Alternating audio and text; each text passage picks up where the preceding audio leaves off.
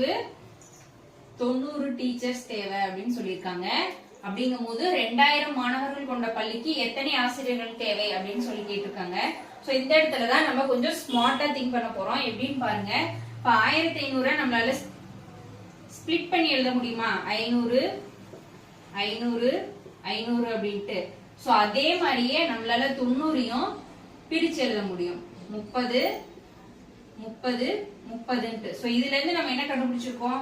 500 ஸ்டூடெண்ட்டுக்கு 30 டீச்சர் இருந்தா போதும் அப்படின்னு நமக்கு தெரியுது.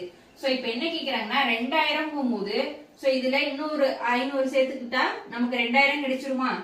இப்ப 500 ஸ்டூடெண்ட்டுக்கு 30 டீச்சர் இருக்கும்போது இங்க ஒரு 500 ஆட் பண்ணிட்டோம்.